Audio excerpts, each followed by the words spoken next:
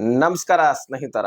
ರೈತರಿಗೆ ಭರ್ಜರಿ good news. ಸುಮಾರು ನಮ್ಮ ರಾಜ್ಯದಲ್ಲಿ ಸಣ್ಣ ಪುಟ್ಟ ರೈತರು ಸುಮಾರು 51 ಲಕ್ಷದಿಂದ 53 ಲಕ್ಷದವರೆಗೂ ಕೂಡ ಇದ್ದೀರಿ. ಸೊ ನಿಮಗೆ ಸಾಲ ಮನ್ನಾ ಆಗುವಂತಹ ಎಲ್ಲ ಸಾಧ್ಯತೆ ಇದೆ. ಡಿ.ಕೆ. ಶಿವಕುಮಾರ್ ಅವರು ಇದರ ಬಗ್ಗೆ ಬಹಳ ಒಂದು ದೊಡ್ಡದಾದಂತಹ ಸ್ಪಷ್ಟನೆಯನ್ನ ಹೇಳಿಕೆಯನ್ನ ಕೊಟ್ಟಿರ್ತಕ್ಕಂಥದ್ದು. ಸೊ ಹಾಗಾದ್ರೆ ಬನ್ನಿ, ನಿಮಗೆ ಸಾಲ ಮನ್ನಾ ಆಗತ್ತಾ ಅಥವಾ ಬೆಳೆ ಹಾನಿ ಪರಿಹಾರ ಆಗತ್ತಾ?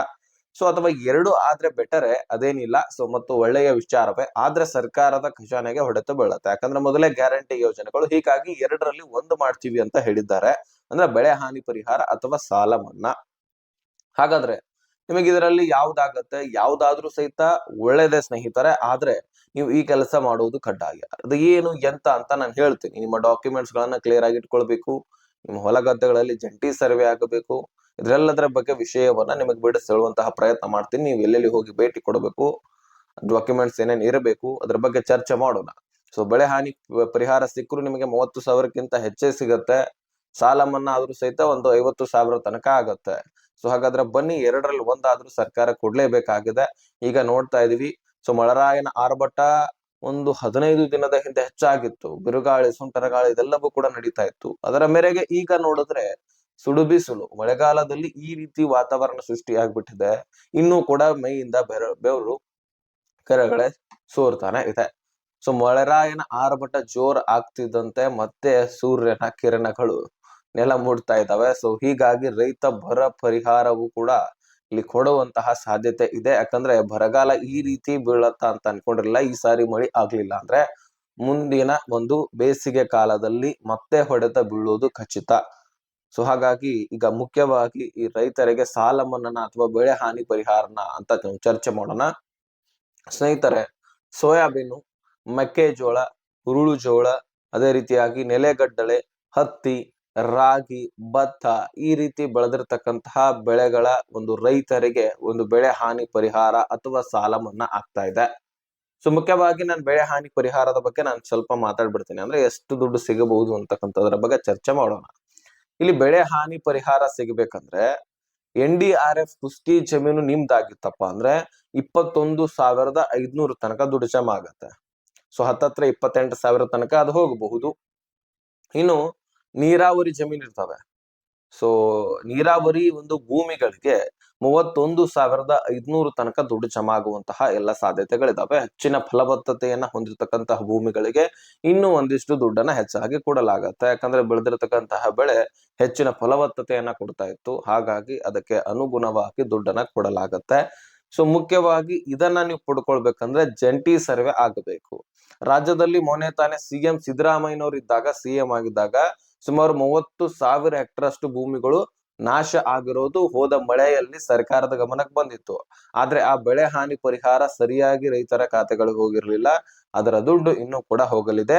6,200 ಕೋಟಿಯಷ್ಟು ದುಡ್ಡನ್ನ ಈ ಬೆಳೆ ಹಾನಿ ಪರಿಹಾರಕ್ಕಾಗಿ CM ಸಿದ್ದರಾಮಯ್ಯನವರು ಮಾರ್ಚ್ 6ನೇ ತಾರೀಕು ನಡೆದಂತಹ ಬಜೆಟ್ ನಲ್ಲಿ ಇದನ್ನ ಘೋಷಣೆ ಮಾಡಿದ್ರು. ಆ ದುಡ್ಡನ್ನ ರೈತರಿಗೋಸ್ಕರನೇ ಬಳಸಲಾಗತ್ತೆ. ಇದರಿಂದ ಒಂದು ಸಾಲ ಮನ್ನಾ ಮಾಡಬಹುದು ಅಥವಾ ಬೆಳೆ ಹಾನಿ ಪರಿಹಾರ ಕೊಡಬಹುದು. ಎರಡರಲ್ಲಿ ಒಂದಾದ್ರೂ ಕೊಡ್ಲೇಬೇಕು ಸರ್ಕಾರ. ಅದನ್ನ ಕೊಟ್ರೆ ಮಾತ್ರ ಬೆಟ್ರು. ಇದನ್ನ ತೆಗೆದುಕೊಂಡು ಮತ್ತೆ ಗ್ಯಾರಂಟಿ ಯೋಜನೆಗಳಲ್ಲಿ ಹೋಗಿ ಹಾಕೋದಲ್ಲ. ಆ ದುಡ್ಡನ್ನ ರೈತರಿಗೋಸ್ಕರನೇ ಕೊಡಬೇಕು. ರೈತರಿಗೋಸ್ಕರ ಮೀಸಲಿಟ್ಟಿದೆ. 6,200 ಕೋಟಿಯಲ್ಲಿ ರೈತರಿಗೆ ಈ ಬೆಳೆ ಹಾನಿ ಪರಿಹಾರ ಸಿಗತ್ತೆ. ಅಥವಾ ಸಾಲ ಮನ್ನಾ ಮಾಡಿದ್ರೆ ಎಷ್ಟು ಮಾಡ್ತಾರೆ ಅದನ್ನ ಹೇಳೋಕ್ಕಿಂತ ಮುಂಚೆ ನಿಮಗೆ ಎರಡರಲ್ಲಿ ಒಂದ್ ಆಗ್ಬೇಕಂದ್ರೂ ಸಹಿತ ನೀವು ಈ ಕೆಲಸ ಮಾಡ್ಬೇಕು. ಅದು ಏನ ಅಂತ ನಾನು ಮೊದ್ಲು ಹೇಳ್ತೀನಿ. ನೆಕ್ಸ್ಟ್ ಸಾಲ ಮನ್ನಾದ ಬಗ್ಗೆ ಚರ್ಚೆ ಮಾಡೋಣ ಸ್ನೇಹಿತರೆ. ನಿಮಗೆ ಬೆಳೆ ಹಾನಿ ಪರಿಹಾರ, ಬರಗಾಲ ಬಿದ್ದಲ್ಲಿ ಬರ ಹಾನಿ ಪರಿಹಾರ, ಫಸಲ್ ಬಿಮಾ ಯೋಜನೆ, ಜೊತೆಗೆ PM ಕಿಸಾನ್ ಯೋಜನೆ 23ನೇ ಕಂತು ಬರ್ತಾ ಇದೆಯಲ್ಲ, ಅದು ಕೂಡ ಜಮಾ ಆಗ್ಬೇಕಂದ್ರೆ ಮತ್ತೆ ನಿಮಗೆ ಸಬ್ಸಿಡಿ ಮುಖಾಂತರ ಟ್ರ್ಯಾಕ್ಟರ್ಗಳು, ಸಬ್ಸಿಡಿ ಮುಖಾಂತರ ಹೊಲ ಗದ್ದೆಗಳ ಮೇಲೆ ಸಾಲಗಳು, ಅದೇ ರೀತಿಯಾಗಿ ನಿಮಗೆ ಯಾವುದೇ ರೀತಿಯ ರೈತರಿಗೆ ಲೋನ್ ಬೇಕು ನಿಮ್ಮ ಹೊಲ ಗದ್ದೆಗಳ ಆಧಾರದ ಮೇಲೆ, ಇದ್ರ ಎಲ್ಲವನ್ನ ನೀವು ಪಡ್ಕೊಳ್ಬೇಕು ಯೋಜನೆಗಳನ್ನ.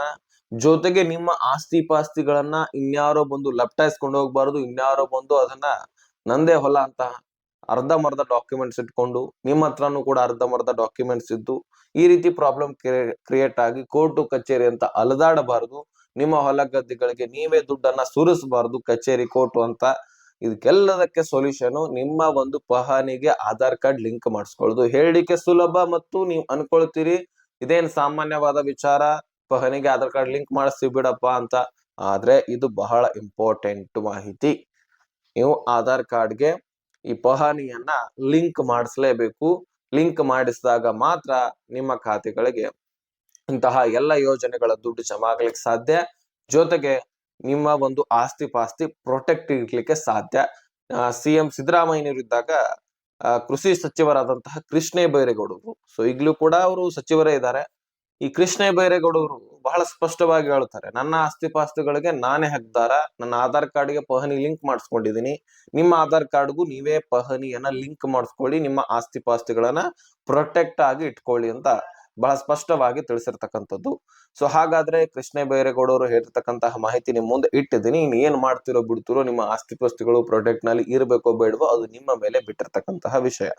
ಸೊ ಅದನ್ನ ಲಿಂಕ್ ಮಾಡಿಸ್ಲಿಕ್ಕೆ ನೀವು ಎಲ್ಲಿ ಹೋಗಿ ಭೇಟಿ ಕೊಡ್ಬೇಕು, ಏನ್ ಡಾಕ್ಯುಮೆಂಟ್ಸ್ ಬೇಕಂತ ನಾನು ಹೇಳ್ತೀನಿ, ಕೇಳಿಸ್ಕೊಳ್ಳಿ. ಒಂದು ಆಧಾರ್ ಕಾರ್ಡು, ಒಂದು ಪಹಣಿ, ಅದೇ ರೀತಿಯಾಗಿ ಮೊಬೈಲ್ ಸಂಖ್ಯೆ ಬೇಕು, ಒಂದು ಪಾಸ್ಪೋರ್ಟ್ ಸೈಜ್ ಫೋಟೋ ಇದ್ರೆ ಸಾಕು. ಇವುಗಳನ್ನ ತೆಗೆದುಕೊಂಡು ನಿಮ್ಮ ತಾಲೂಕಿನಲ್ಲಿರ್ತಕ್ಕಂತಹ ನಿಮ್ಮ ಸಂಬಂಧಪಟ್ಟಂತಹ ಗ್ರಾಮ ಪಂಚಾಯತಿಗೆ ಹೋಗ್ಬೇಕು. ಗ್ರಾಮ ಪಂಚಾಯತಿಗೆ ಹೋದ್ರೆ ಗ್ರಾಮ ಲೆಕ್ಕ ಅಧಿಕಾರಿಗಳು ಇದನ್ನ ಲಿಂಕ್ ಮಾಡಿಸ್ಕೊಡುವಂತಹ ಕೆಲಸ ಮಾಡ್ತಾರೆ. ಸೊ ಅದನ್ನ ಲಿಂಕ್ ಮಾಡಿಸಿದಾಗ ನಿಮ್ಮ ಆಸ್ತಿ ಪಾಸ್ತಿಗಳು ಕೂಡ ಪ್ರೊಟೆಕ್ಟ್ ನಲ್ಲಿ ಉಳಿತದೆ. ನಿಮ್ಮ ಹೊಲ ಗದ್ದೆಗಳು ಎಲ್ಲರ ಅಂದ್ರೆ ಅದನ್ನ ಲಪ್ಟಾಯಿಸ್ಕೊಂಡು ಹೋಗ್ಲಿಕ್ಕೆ ಸಾಧ್ಯ ಆಗೋದಿಲ್ಲ ಯಾರು ಕೂಡ. ಕೋರ್ಟ್ ಕಚೇರಿ ಅಂತ ನೀವು ಅಲ್ದಾಡೋ ತಪ್ಪತ್ತೆ, ನಿಮ್ಮ ದುಡ್ಡು ನಿಮಗೆ ಉಳಿಯುತ್ತೆ. ಆ ಆಸ್ತಿ ಪಾಸ್ತಿಗಳ ಜೊತೆಗೆ ಸಾಕಷ್ಟು ಯೋಜನೆಗಳ ಲಾಭವನ್ನ ನೀವು ಪಡ್ಕೊಳ್ತೀರಿ. ಮತ್ತೆ PM ಕಿಸಾನ್ ದುಡ್ಡು ಜಮಾ ಆಗ್ಬೇಕಲ್ವೇ, ಈಗ 23ನೇ ಕಂತು, ಅದು ಬೇಕಂದ್ರೂ ಸಹಿತ ಈ ಕೆಲಸ ಮಾಡ್ಲೇಬೇಕು ನೀವು, ಕಡ್ಡಾಯವಾಗಿದೆ. ಸುಮಾರು 9,50,00,000 ಫಲಾನುಭವಿಗಳಿದ್ದಾರೆ. ಅದಕ್ಕೆ ಸಾಮಾನ್ಯವಾಗಿ ಪ್ರತಿಯೊಂದು ಕಂತಿನಲ್ಲಿ 1-2 ಲಕ್ಷ ಫಲಾನುಭವಿಗಳಿಗೆ ದುಡ್ಡು ಹೋಗೋದಿಲ್ಲ, ಅಂದ್ರೆ 2 ಕೋಟಿ, ಸುಮಾರು 9,50,00,000ದಲ್ಲಿ ಹತ್ತತ್ರ 1 ಕೋಟಿ ಫಲಾನುಭವಿಗಳು ದುಡ್ಡು ಹೋಗೋದಿಲ್ಲ. ಯಾಕಂದ್ರೆ ಈ ರೀತಿ ಅವರ ಡಾಕ್ಯುಮೆಂಟ್ಸ್ ಗಳು ಫೇಕ್ ಡಾಕ್ಯುಮೆಂಟ್ಸ್ ಗಳಿಂದ ಅಪ್ಲೈ ಮಾಡೋದು, ಅದೇ ರೀತಿಯಾಗಿ ಈ ರೀತಿ ಡಾಕ್ಯುಮೆಂಟ್ಸ್ ಗಳನ್ನ ಎಲಿಜಿಬಲ್ ಇದ್ರು ಕರೆಕ್ಟ್ ಆಗಿ ಇಟ್ಕೊಳ್ಳದೆ ಇರೋದು, ಇದೆಲ್ಲವೂ ಕೂಡ ಕಾರಣ ಆಗತ್ತೆ. ಇನ್ನು ಸ್ನೇಹಿತರೆ, ಈ ಸಾಲ ಮನ್ನಾ ಆಗತ್ತಾ ಅಂತ ಬಹಳಷ್ಟು ಜನ ರೈತರು ಪ್ರಶ್ನೆ ಮಾಡ್ತಾ ಇದ್ರು. ಸಾಲ ಮನ್ನಾನು ಕೂಡ ಆಗುವಂತಹ ಸಾಧ್ಯತೆ ಇದೆ. ಯಾಕಂದ್ರೆ ಈಗಾಗ್ಲೇ ತಮಿಳುನಾಡಿನಲ್ಲಿ ನೋಡಬಹುದು ನೀವು. ಸೊ ಈಗಾಗ್ಲೇ ದಳಪತಿ ವಿಜಯ್ ಅವರು TVK ಪಕ್ಷ ಆಡಳಿತಕ್ಕೆ ಬಂದ ತಕ್ಷಣವೇ 2,500 ರೂಪಾಯಿ ಯಾರಿಗೆ ವೃದ್ಧರಿಗೆ ಕೊಡ್ತಾ ಇದೆ, 60 ವರ್ಷದ ಮೇಲ್ಪಟ್ಟವರಿಗೆ, ಅದು ಪುರುಷರಾಗಿರ್ಲಿ ಮಹಿಳೆಯರಾಗಿರ್ಲಿ 2,500 ರೂಪಾಯಿ ಕೊಡ್ತಾ ಇದೆ.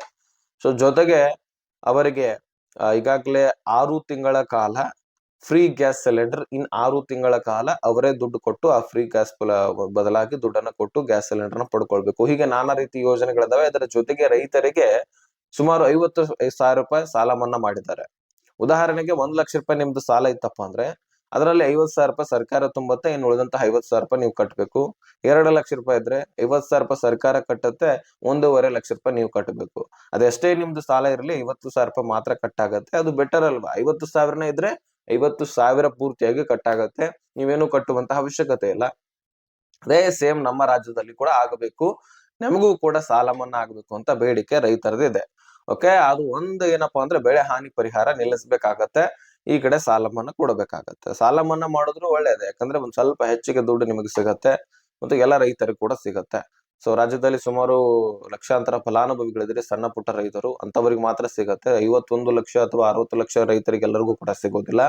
ಯಾರು ಬಡ ರೈತರಿದ್ದಾರೆ, 1 ಅಥವಾ 2 ಹೆಕ್ಟರ್ ಭೂಮಿಗಳನ್ನ ಹೊಂದಿದ್ದಾರೆ, ಹೆಚ್ಚಿನ ಸಾಲ ಇದೆ, ಅಂತಹ ರೈತರಿಗೆ ಮಾತ್ರ ಇಲ್ಲಿ ಸಾಲ ಮನ್ನಾ ಆಗತ್ತೆ ಅಂತ DK ಶಿವಕುಮಾರ್ ಅವರು ತಿಳಿಸಿದ್ದಾರೆ. ಕಾಯ್ದು ನೋಡೋಣ, ಇದಕ್ಕೆ ಅಫಿಷಿಯಲ್ ಆಗಿ ಅಧಿಕೃತ ಮಾಹಿತಿ ಇದೆ, ಜುಲೈ ತಿಂಗಳಲ್ಲಿ ತಿಳಿಯುತ್ತೆ.